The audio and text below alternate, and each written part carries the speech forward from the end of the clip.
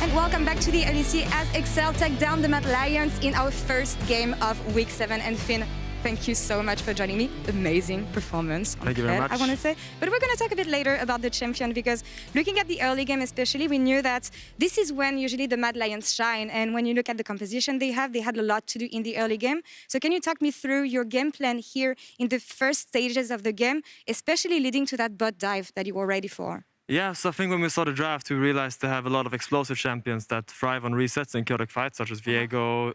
The newly reworked Ahri as well works this way, and Pyke. So we were kind of assuming that they were going to make early game very explosive, fight us in the river, fight us at our camps, and just try to get a big lead early and snowball that. Because we knew if late game comes, we have the Viktor, the Jinx, we have the range. Yeah. They have to come into us. It's going to be a good time. But that didn't really happen as planned because I guess they dove really deep bot and they kind of forgot about the teleport and we could kind of clean it up after that. And we kind of had a smooth sailing after that because once you fall behind with an early game comp against a comp that outscales, it's very hard to claw back into the game because they don't really have a lot of options anymore. Yeah, you just had the game right in your hands here and nice communication on this counter dive on bot lane, which leads me to my question about Kled, an amazing champion. And when I saw Armut locking in Aatrox, I was like, oof. He forgot about something.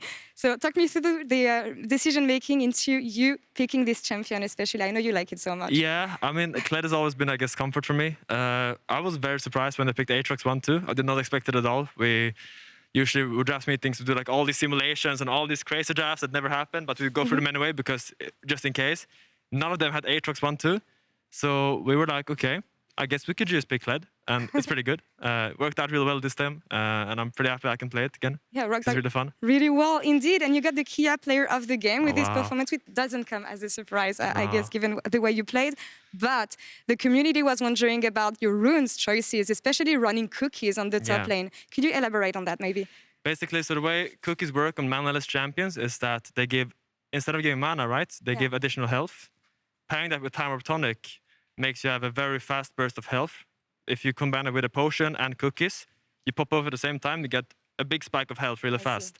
And for a champion like Kled that wants to get low and then remount and get all his health back, having those two extra things might really help in the remount process, so you don't get bursted on before you get your you get your mount back. I always got the bicycle, my bad. The bicycle, it's fine. And that's actually kind of what happened on the top lane fight where he died. He kind of thought he had kill range, but then I had the cookie and the potion ready, and I just healed up, and I got my bicycle back, and it was smooth sailing. You know your champion by heart. It's amazing to see. Now, focusing a bit more on Excel, you guys are right in the middle of the standings right now, aiming for playoffs, of course, but you're going to have a big task maybe playing up against Rogue tomorrow. So I want to know, what do you think sets you apart from the top teams in the standings? And what do you need to do to get there? I think what sets us apart is our scoreline.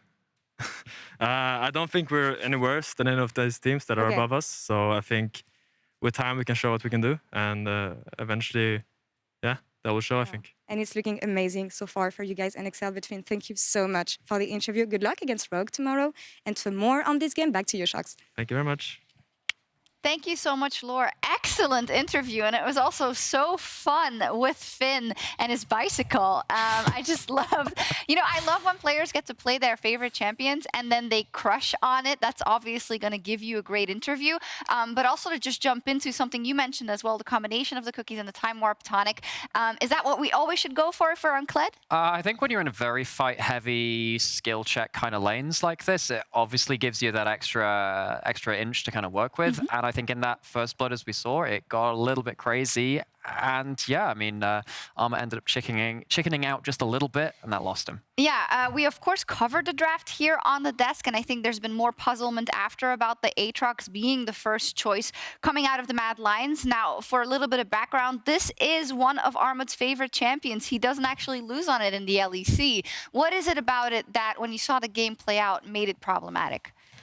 So, first of all, I think at this point in this situation, Mad Lions are in desperately needing wins. I'm sure they're feeling stressed, they're feeling pressured, and I think going for a comfort champ like Aatrox that has worked really, really well in the past is great. It makes sense.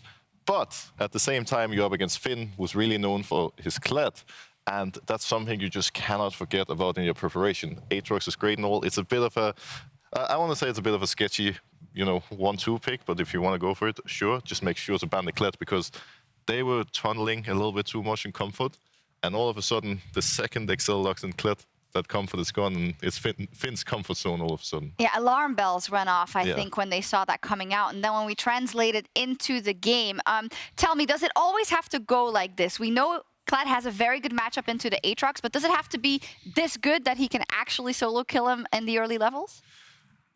Obviously, it's a good matchup for Kled, but at the same time, Aatrox can live, Aatrox can be fine. I think the thing you need to think about in this case is that this is just not the matchup you're going to see often in scrims. I'm sure this is a matchup Finn has a lot more experience playing than Armut, and Kled is just so unique that, you know, Armut can go for some trades, he can try to play out the lane, but at some point, there's a high chance Finn is going to catch him off guard, which is what happened here. Armut walked up, he thought he was in a decent position. Finn sees an opening, just all-ins him, dives him, and takes him down right away. But we saw how close it was with the missed Q3, right? That hits, that is so, so different. It's a very swingy matchup that obviously determines a lot of things. And when you have a lead on the front line on the other side, it gets really difficult. Yeah, and I guess it's also an example of why people who play champions very, very often, they know their limits exactly, and they know them in a different way in those specific matchups than the opponents. And I think what is key here, outside of the first blood and the gold for Finn, is the decision-making coming out of XL and Nymaera to say, we are going to repel that dive that's coming out in the bot lane. We're going to pull the trigger, and they get a net win. And this is the difference between previous iterations of XL and previous seasons, and then what we're seeing now. They have that more kind of heads-up, cerebral play where they can say, well, they're just kind of throwing this fight, right? They had that defensive teleport. We know that with the teleport changes, it's harder to pull off offensive dives because you can't really commit as many members by dropping a ward behind the turret, blah, blah, blah. And as much as it is such a big play, the fact that XL have like the presence of mind to say this is what wins us the game is very important to see. It is. Let's take a look at then from a jungler perspective, the both positions that Elyoya found himself in and Markoon. First up, maybe Markoon, of course, obviously, yay, my top laner has 3 kills, I have a handful of assists. Talk to me through the both perspectives and what the game plan should be. So, the perspectives are obviously very different being in those positions. XL all of a sudden have a winning draft, I would say. They're in a spot where as long as they get to the mid and late game in an even state, it's going to be really hard for Mad Lions to contest them. So now they're in a winning position where they have an immense amount of top pressure with Finn. Aatrox also TP'd back top, so it's not like Mad Lions have a TP advantage or anything. And all of a sudden XL can really propel their lead, get all that gold for their scaling carries by playing for the Herald, playing for Drake, just play smart, really. You can start pressuring a little more than you would be able to normally, because normally Mad Lions would be the ones wanting to take over the early game. They would have Pyke roaming all over the map, creating chaos. Lulu can't really match that. I mean, they still try to do it a little bit, but it's just hard to do it at that point in time. And then we have Mad Lions, on the other hand, who, yeah, they can go for plays with the Pyke, but they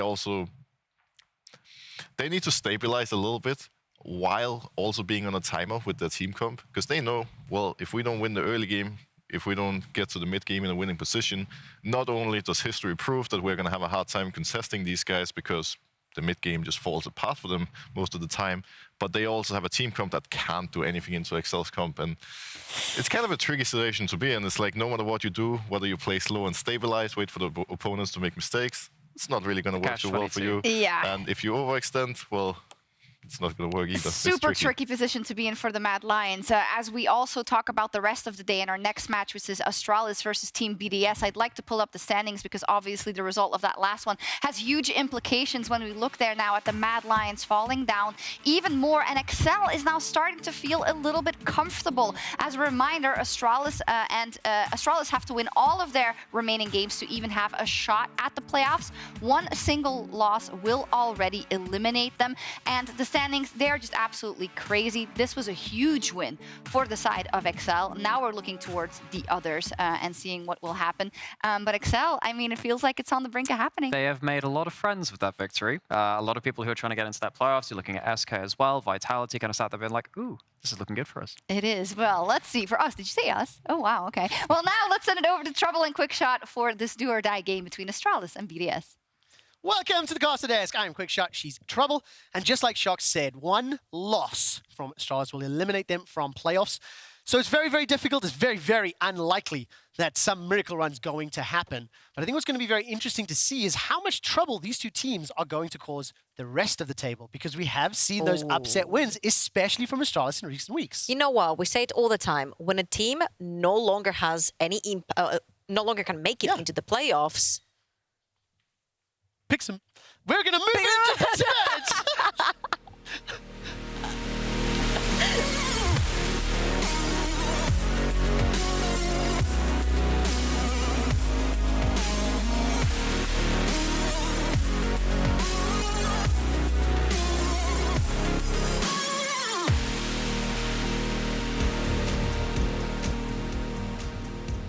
So as you could see, there was a little bit of a miscommunication there on our side. Apologies to everybody watching at home.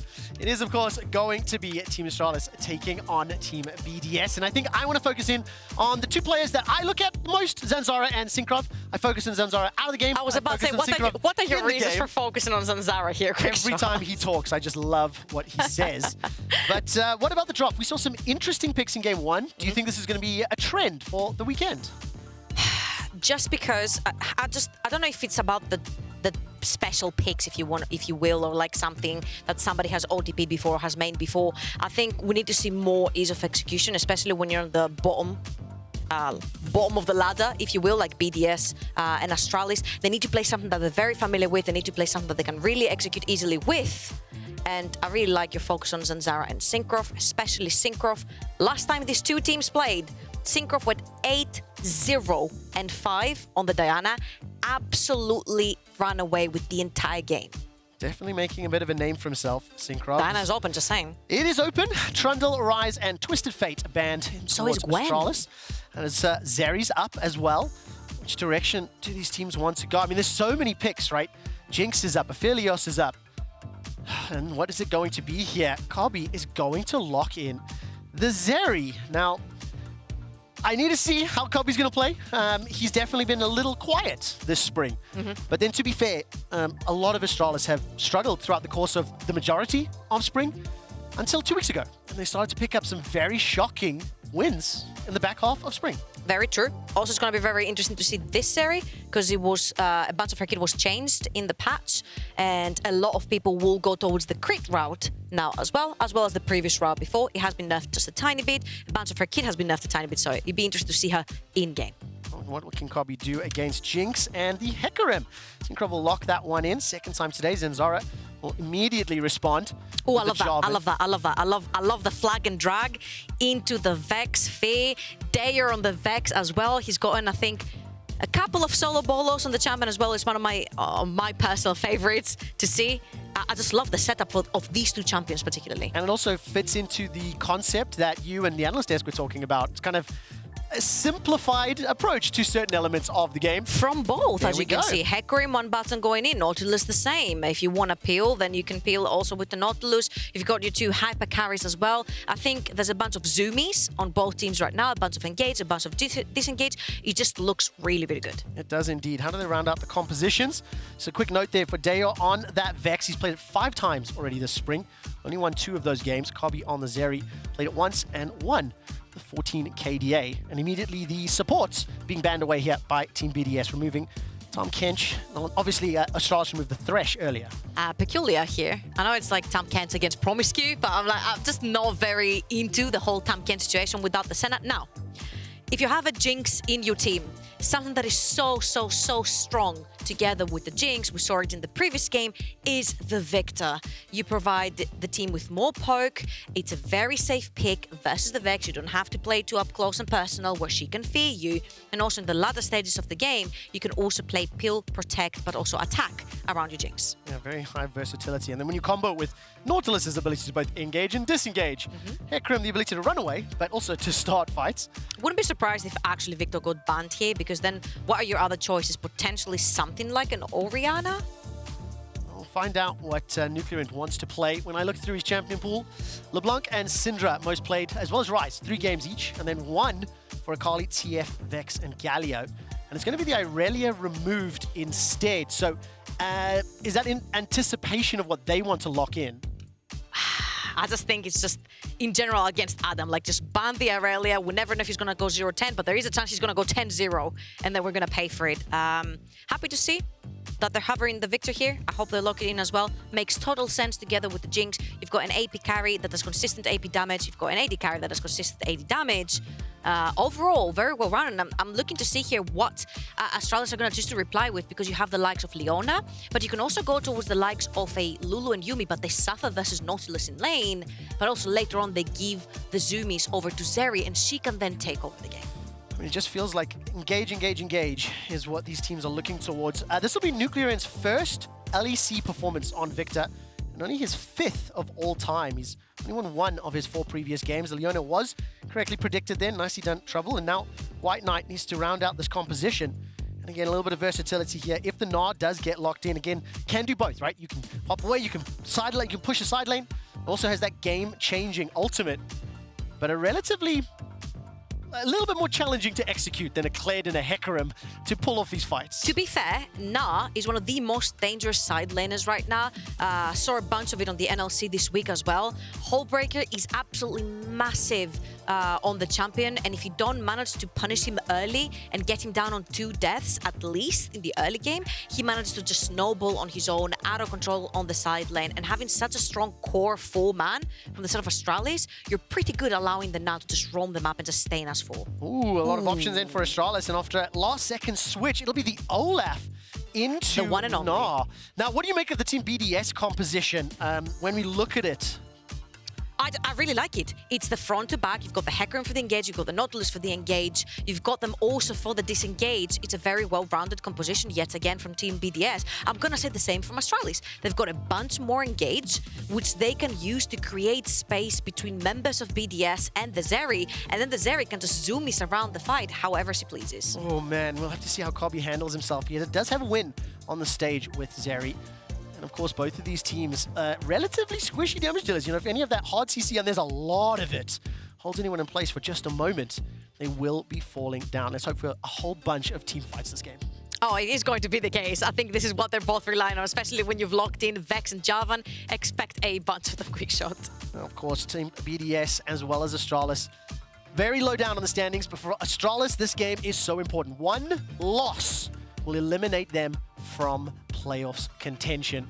Can they surprise everybody? We'll find out. I'm not All I hear is there's a hope. All I hear is there's a hope. No, I'm not gonna go down that path. I'm absolutely not. I want to have some fun. It's time for Astralis vs BDS.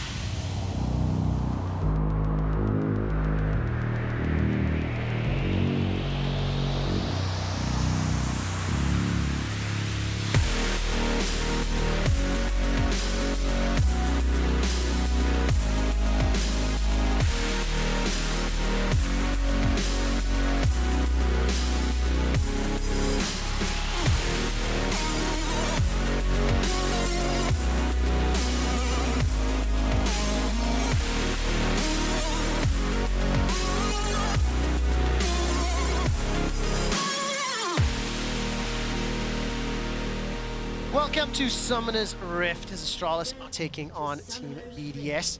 I'm hoping for some chaotic team fights, but before we get to them, where are we going to pay attention in the early game, Trouble? Have you ever heard of the level 1 Olaf syndrome, where you start throwing axes and you keep throwing them until somebody sees a black and white screen?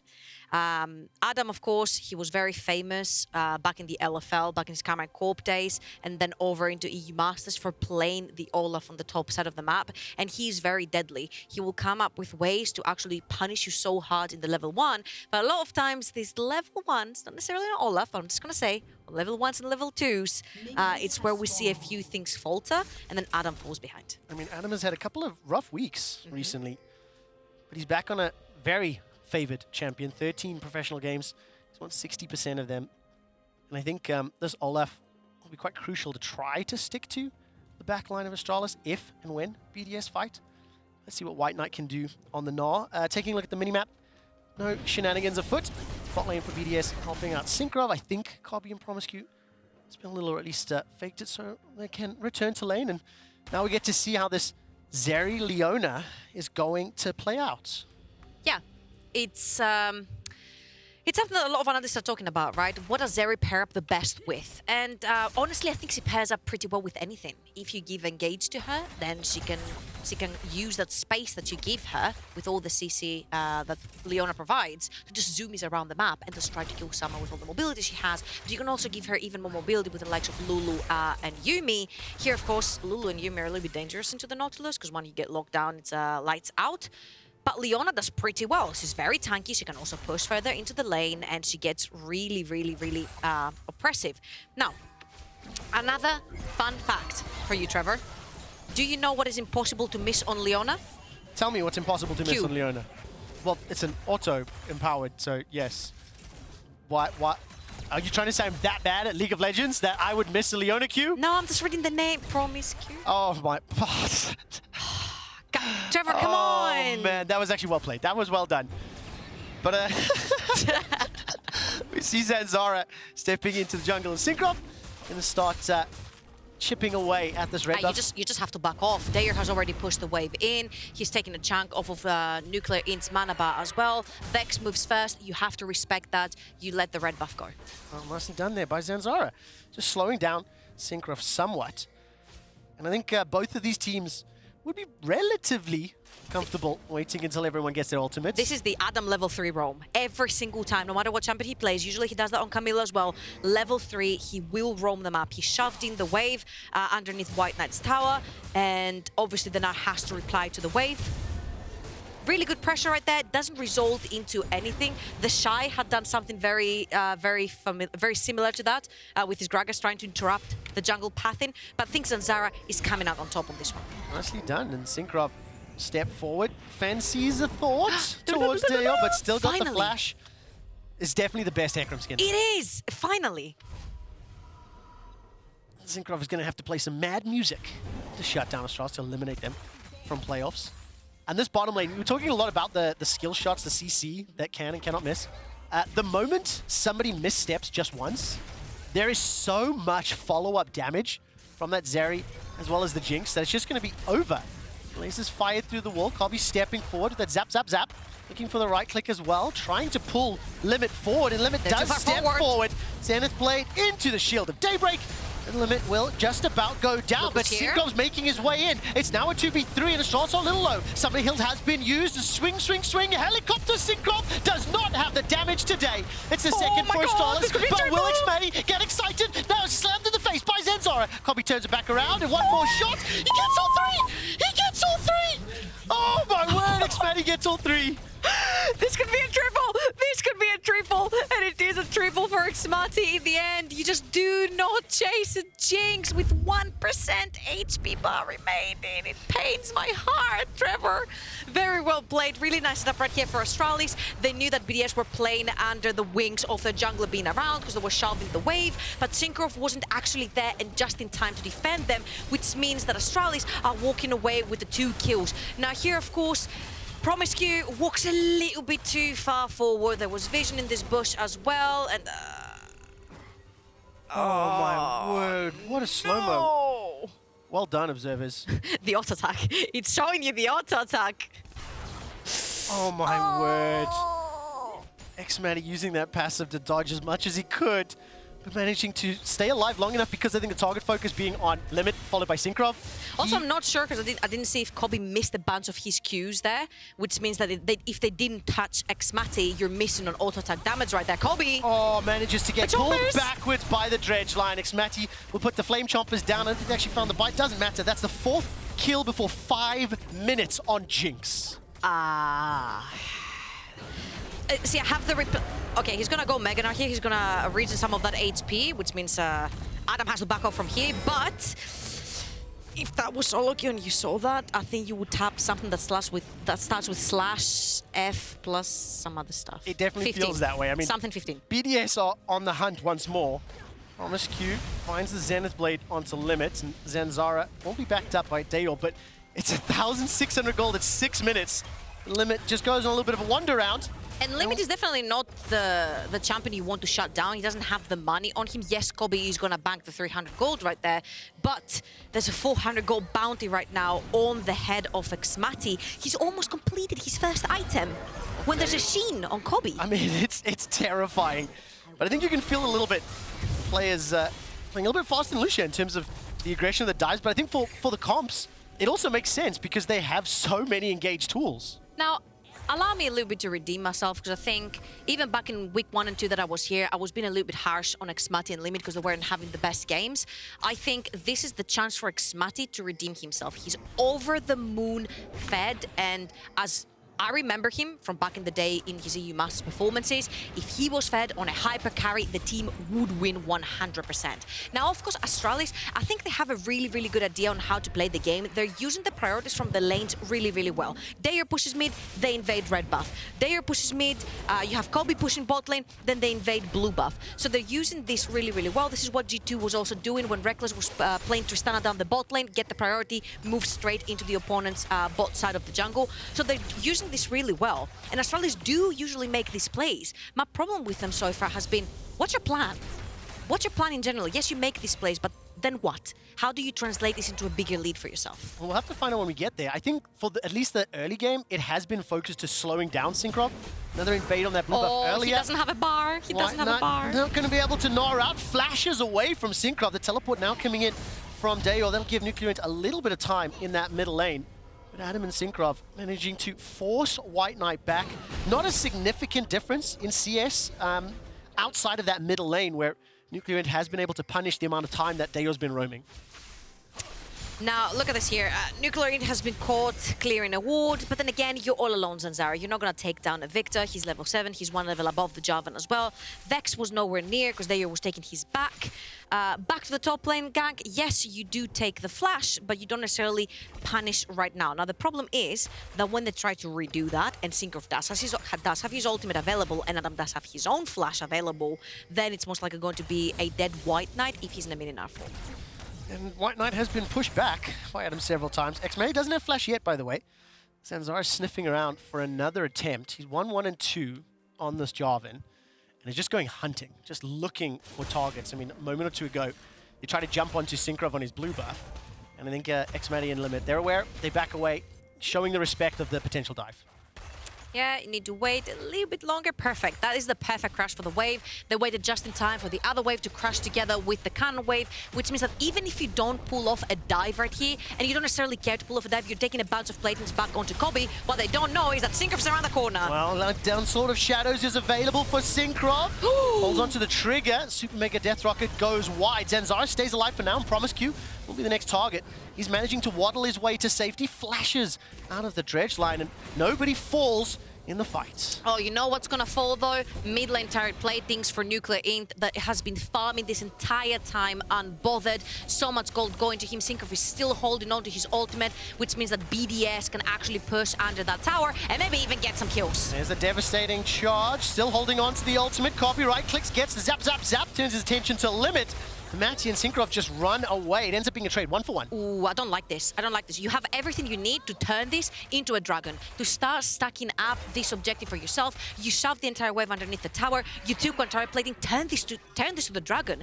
2 members of the set of Astralis were very low. They didn't have ultimates available to them. They didn't have summoners, so you could potentially take the dragon once Cinkrof was there and he had his ultimate available. Instead, they choose to pull off the dive, but what do? They donate another kill to Kobbe. It's just pure bloodlust.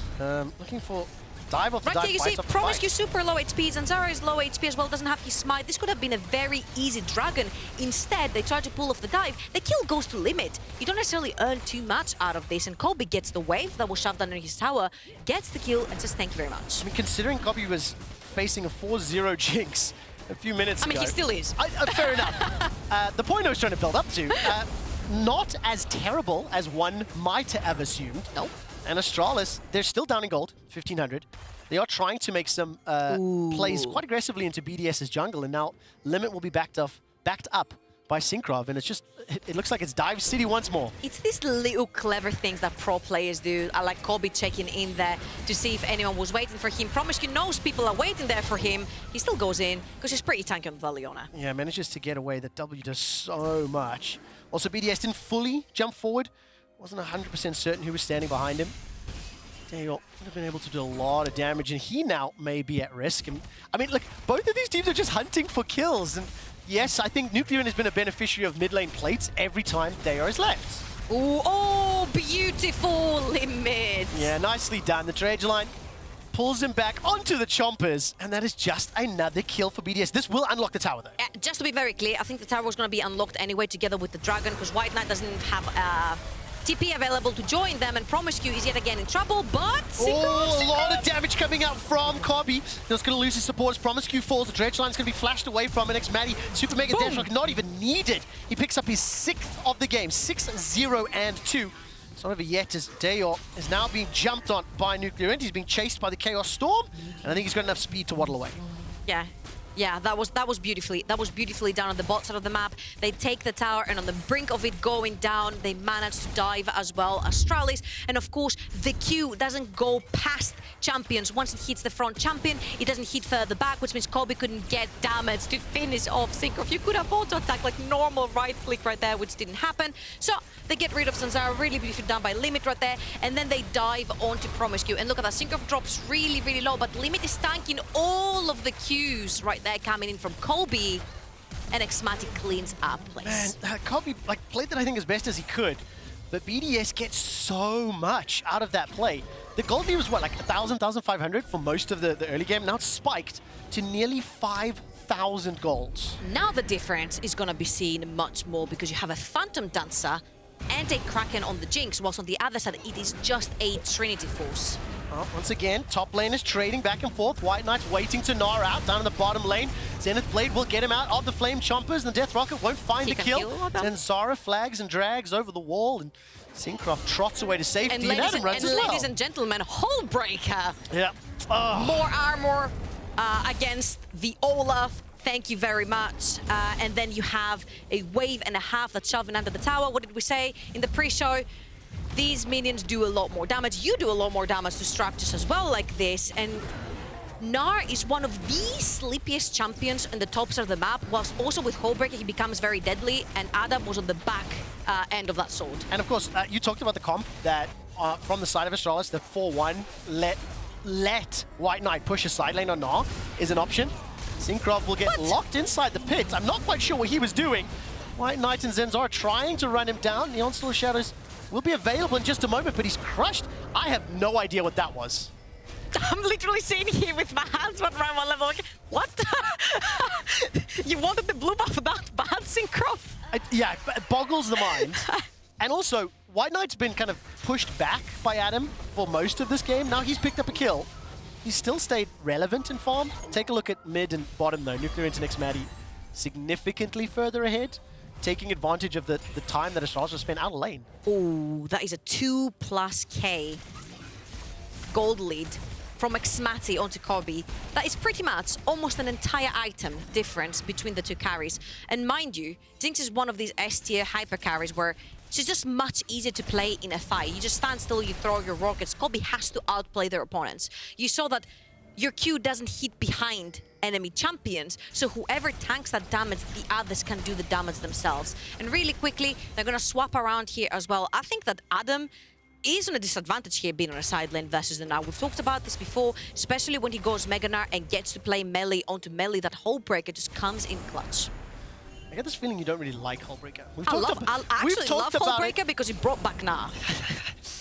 We talked about it so much, and I want to see whether or not WhiteKnight can use the item to his advantage. He's being pushed in the bottom lane. BDS have been lingering at this top tower for ages. Definitely investing a lot of resources because NUCLEARINT is making his way up as well.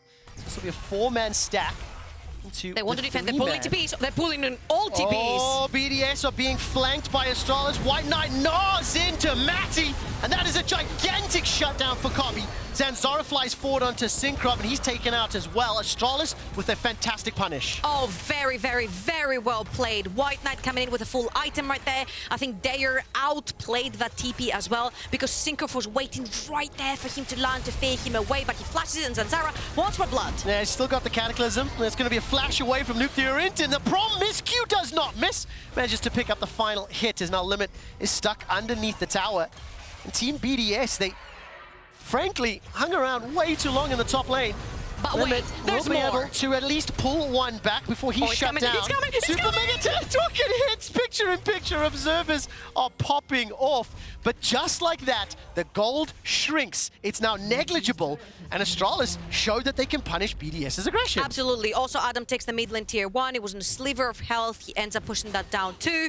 But now the game is coming to a hold, because the teams are pretty much even. You see that when Gnar joins the fight, it is just so gold efficient to have that hold breaker, because even if you don't get to use the passive because you're not isolated, the stats that it gives you are good enough. And look at Dajor. I want you to look on your screen right now, because he just flashed away from the Hecarim, and the Hecarim has to chase him. Just because he holds on to that fear, that means NUCLEARINT cannot walk forward, Limit cannot walk forward, and I think Dajor right there played it perfectly to zone out members of BDS from the fear of that fear that he was holding on to. And then here, of course, Astralis are going to clean house as well. They're going to dive Limit. But on the other hand, if you look on the other side of the map, you had Adam, who was pushing in both bot lane and mid lane, and he managed to take one and open the tier 1. And that is very important for them, because now they can move in their vision into enemy territory and start making plays with that Hecarim and the Olaf. Yeah, and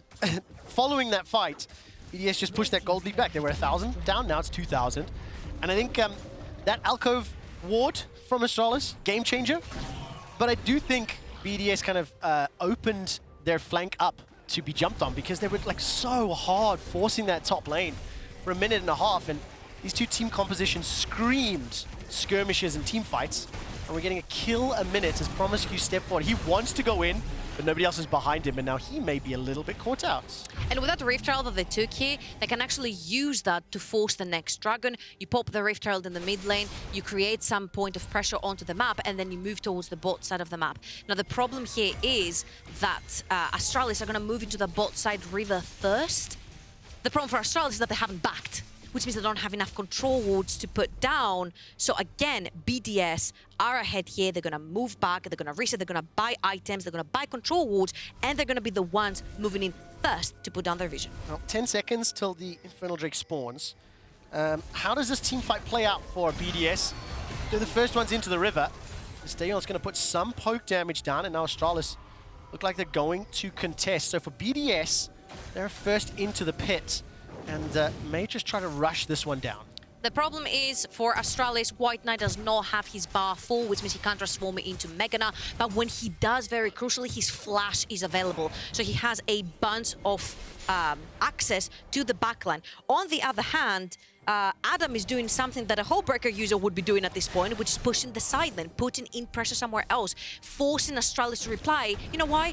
Because none of their laners has TP. So whoever goes to stop Adam, whoever goes to stop the push, they cannot join that dragon fight. This is BDS playing beautiful macro right here, pushing in top, putting referral mid lane, like we mentioned, and now they can create 2 points of pressure and move into the dragon pit. That's going to be the 4th tower falling in the middle lane, the 5th tower in the top lane. promisq flashes over the wall, and Cinkrof uses a devastating charge just to escape. But I do want to go back to what you just said. It's beautiful mech. I think BDS are using all 3 lanes on almost every play, despite the fact they got Goomba stomped in the top lane. Still managed to put a lot of pressure, pick up a lot of towers, and now they're going to sneak away this dragon as well. They push the towers top, force Astralis to reply, and then with that open space, go back into clean. I don't even think they forced Astralis to reply. They forced Astralis to chase them around, to try and figure out how you play the game. And again, this is what I mentioned at the very beginning. Astralis feels like they don't have a plan. Like they know how to play when it comes to, oh yeah, we have priority there, let's invade, let's get this. Zanzarah is very clever at taking these small opportunities, but then when it comes to reflecting to the latter stages of the game, and it's like, okay, how do we manage to take these leads and further stretch them out? It's like 404, plan not found. When you think about chess moves, you have to be planning 2, 3, 4 moves ahead. They're only planning one. Exactly. Like, I think once that dragon fell, Astralis set up in the top lane, around that tower, around the red buff, because BDS, that would be the last quadrant they're going to move to.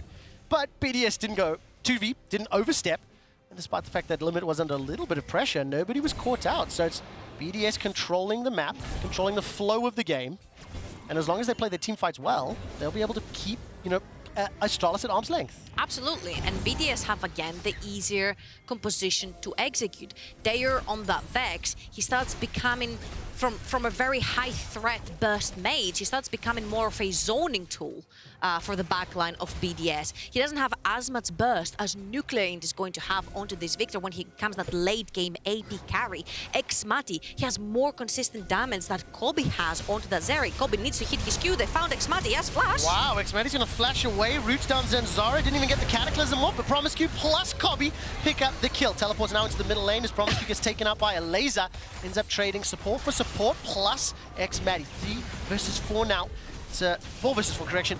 As now NUCLEARINT continues to step forward. And it was also support for AD carry. This is so important. xMatty is the most fed member on the side of BDS. He's the most consistent damage on their side if they want to do an objective, which means it alleviates a lot of pressure from going towards that Baron area for BDS. I was so surprised that Zanzarah went in that I literally lost my tongue. I did not anticipate him to dive that deep. So yet again, this is, we are gonna structure this for only one move forward, and they do it. And Kobbe, he's the one that gets the kill. And yes, you trade ADC for support. You take this any time of the month.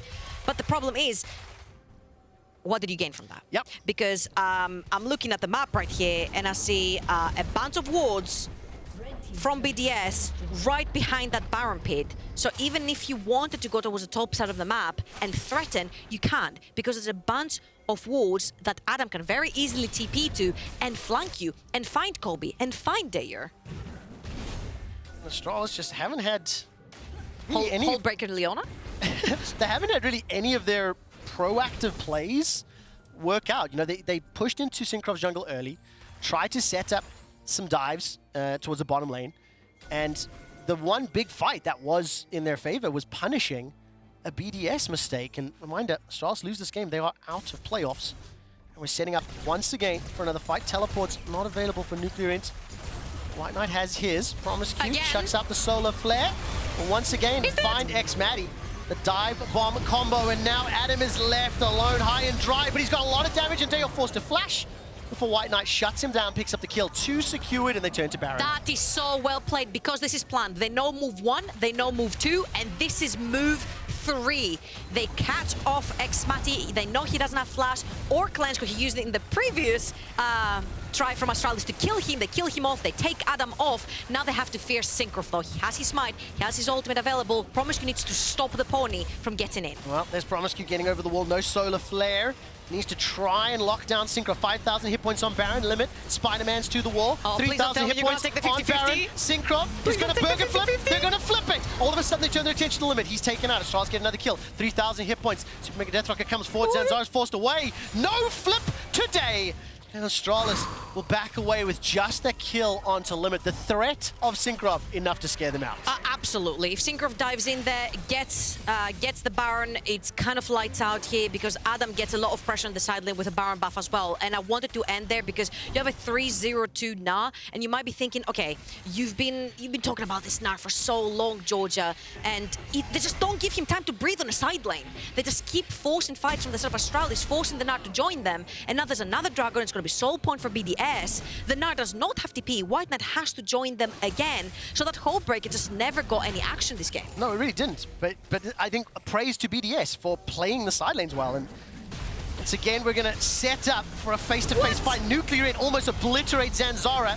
He may just jump in, drop the Cataclysm, and die. That's exactly what happens. Dajor jumps forward with a Shadow Surge and is melted by NUCLEARINT. And now WhiteKnight, despite having the Gnar available to him, doesn't have a juicy target, and this BDS just gifted 2 kills. How do you say this one, Quickshot? Fool me once. Shame on me. Shame on me. Fool me twice. Shame on you. Exactly. Yep, BDS No, I think it's the opposite. Come the other on. way around. I know. Okay. So they tried to pull the same play 3 times for the set of Astralis, and the third one fails because they do not find the target, which is xMatty. They overstep their boundaries and they end up getting punished one by one, jumping in with very low HP bars. You see that the trade does go to the side of BDS, and yes, Astralis do stop the soul point from going through, but we mentioned how deadly it is if you get Baron on the side of BDS, because now Adam will be having Baroned up minions, and the whole breaker will not necessarily be as active. promisq, good idea right there, trying to find xMatty, but you see xMatty. You see xMatty's underneath his tower, there were minions right there. So they were overreaching a little bit too much, and you don't necessarily have to do that. You put down your vision, you have your Mega now right there, try to pull off a play where WhiteKnight reaches the back. He's so strong, he's 3 items in. Allow the Gnar to do some work for you. Yeah, it feels like the mentality of the Astralis players is just focused around forcing a fight because maybe they feel more comfortable with them. They feel like that's a better way to play it. Admittedly as well, Astralis have been suffocated on the map by BDS. They've been pushed further and further back, and now with Baron, 5k gold lead, item advantage going through the roof. That's the 5th tower secured. Astralis on the verge of being knocked out from playoffs. I think both of these teams, I think it'll look ahead to the next 4 games they play and consider being heartbreakers for everyone else, especially because Astralis did surprisingly pick up 2 wins. And right now they're going to defend against Baron empowered minions. Cinkrof pushes mid and drops down bottom. Yeah, they do go as a 4-man unit right now. I would like to see someone on the side pressuring yet another wave, because this is only 1 point of pressure, and Astralis, if they find the right engage, they could delete someone instantly because they're playing underneath the tower. Now or never, now or never, now or never. Astralis, pull the trigger, pull the trigger. It's a never. You need to find the targets, you need to lock them in the Cataclysm. Astralis not going to do it. Instead, they'll just watch their inhibitor fall. BDS are going to run right out.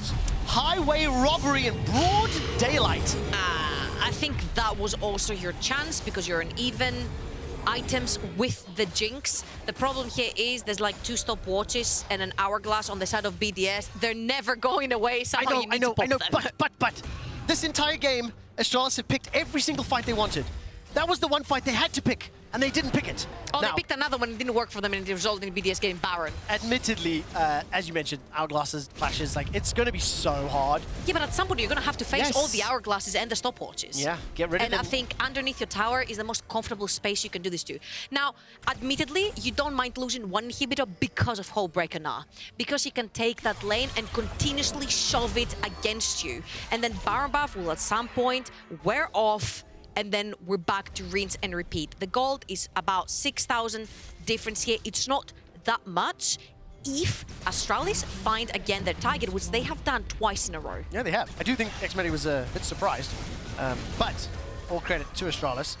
And I think in comparison to Astralis, BDS's last few games, Is it going to be the elements of control, WhiteKnight coming elements of behind them. dominance. That's a big engage coming out of Dajor. WhiteKnight's looking for the Gnar. Will find it, but not the stun. Takes down xMatty. Now he's trying to pull the stop ways around. Cinkrov's running inside the base. 4 members of BDS down, 2 from Astralis. They find the fight on their 2nd inhibitor. Get him, get him. He's He gonna gets the ride, slow, he's he gonna gets the ride. slow. He gets it. Nicely done there by Kobbe. They find another kill. They're still down. They've got an inhibitor down in the bottom lane. I mean, it's going to be so hard, but BDS again caught out from a flank. What is it about top laners? You see that WhiteKnight forces in the tower on the tops on the bot side of the map. He gets his bar full, and then he TPs into the fight as Mega Gnar. Zanzarah beautifully cages everyone in. Dajor's gonna go in for the fear as well, and BDS have nowhere to go other than pushing into Astralis' base. Astralis' base has a tower that's assisting them though, and Kobbe gets to zoomies around the entire time because BDS is just too busy trying to run for the hills. I definitely want to watch back those 2 teleport flanks that have worked out for Astralis, because that's literally what's keeping them in this game. And take a look whether or not they've got cheeky wards. I wasn't paying enough attention to the minimap as that loaded up. This was the perfect setup again for the whole breaker Gnar. You take the tower, you fill in your bar, you're on a side lane, you TP in, you make the difference. This time, this was the only time Astralis played well with their split pusher. They know they had their tower and they played underneath it. Problem is right now, WhiteKnight cannot split push. 25 seconds for the Dragon, and they need to find a way to get that Mega Gnar in the back because there is no flash available for him. No, there's not. Taking a look, flashes up for Kobbe, not for xMatty. Ultimates are available for everybody. 14 seconds until the next dragon spawns. Both of these teams have shown they'll pick a fight before the pit instead. Cinkrof is now a little bit cut off. Look at the mini-map. Super Minions pushing in the bottom lane. And, it does look like Cinkrof is moving up towards the top lane with some help from NUCLEARINT. And yeah, for BDS, they don't mind. They don't care about this dragon. That. It's fine. Conceded. It's only the second dragon for the set of Astralis. Now, of course, if they keep stacking up, it's going to be a problem because Hextech Soul is very, very, very important and very dangerous to have in your opponent's hands. But what they need right now is to get as much farm as possible, reset, and try to get vision around the top side of the map, which is the Baron. The Baron is the one that netted them the bot lane inhibitor tower. They can rinse and repeat that. This is the only way they can force the Gnar away from lane. When you have the Baron up minions, when you can stop the whole breaker from pushing. They've struggled to set that up throughout the course of this game. I'm going to get a little bit mean for a moment, so bear with me. But I think, Trouble, you really highlighted how Astralis' approach to the game, the engages, the focus on kills, it's fairly short-sighted. There's rarely, follow-up plays. Conversely, when BDS are making those plays, you do consistently see somebody pushing the lanes, playing the towers. I just feel like they needed to take a page out of the Excel book. They used Finn so well when he was snowballing the side lane. I think WhiteKnight is playing out of his mind on the map right now. Use that to your advantage. They only used it once, and they actually won an entire fight. Yeah, I mean, WhiteKnight was kind of bullied a little bit in the laning phase, but as soon as they got out of it, you mean as soon as he got got away? breaker? I mean, touche. Once again, we're setting up. So that Baron has now spawned. A number of Astralis wards have been placed inside BDS's jungle. Teleport is up for Dajor, shortly available for WhiteKnight. This could be the make or break fight, as both teams really have got so much damage. If they manage to land their initiation, they can just push into the base. I think BDS are a bit scared because they don't have flashes on NUCLEARINT and xMatty. So walking into the Baron area is going to be really difficult, especially when you have Zanzarah and you've got the walls coming down, and then you have Dajor with his ultimate and the fear. So I think what BDS is waiting for, and this is what they're trying to win time with, this is why they consider the Dragon as well, is getting the 2 flashes up on their carries, and then they can start moving forward. Yeah, well, take a look at that. A couple seconds to go for xMatty. Astralis are once again inside the Baron pit, and you know what? I love that Astralis do not just go quietly. If they lose this game, they're giving up they are inhibitor. out of playoffs. They're giving up is inhibitor. Inside the base. He does have teleport if he wants to join the fight. 3,000 hit points, 2,000 on Baron. Is it going to be secured? All of a sudden, the fight is now turning onto WhiteKnight. He's taken down. The kill is secured by xMatty once more. Baron is picked up by Zanzarah, but he's going to lose his support as promisq falls. Disaster. Super Minions are on the inhibitor, and then blast go backwards. Zanzarah will get taken down in just a moment as Cinkrof is now being focused up by Kobbe. It's a fight on 2 fronts. Kobbe cannot get the kills just yet. Super Minions look not fun just yet. Oh, it's the flash over the wall, and Kobbe tries to make it work. Kobbe tries so hard, and ultimately does not work out. Dajor is now defending the Nexus turret alone against 3 impending members. NUCLEARINT already hitting, and look at the minimap. The rest of BDS pushing in. Dajor will just about blow up as the golden NUCLEARINT stands tall and proud. BDS take down Astralis, eliminating them from playoffs. And for BDS, it was a hard-fought win. It was a challenging game. But I do think I'm happy with some of the progression for the BDS members when you consider how tough their performances were over the last few weeks. We were critical of xMatty, and I'm gonna say Astralis found ways to break him over and over again in the game. Even though he was 4-0, 5 minutes into the game? Yeah. It was insane. But at the end of the day, I think it's Astralis' macro that let them down. BDS found that. They literally used the fact that, like, WhiteKnight is right here. He's right in our hands. He's not split pushing. He's not creating a threat. Let's just engage. The second he TPs in, they just dispatch of him, and then Astralis does what they do best. They dive in one by one by one. Yeah, I mean, those flanking wards were game changers for Astralis, kept them alive for a little while longer, but ultimately they did lose to BDS. Your key up player of the game nominees at LEC on Twitter: Cinkrof, xMatty, and Limit. Now, of course, with Astralis removed from the pool, let's see what BDS can do for the rest of the table. BDS stay alive in the race for playoffs, and they eliminate Astralis. I just said that. After the break, Laure will be joined by Limit to talk about that important win.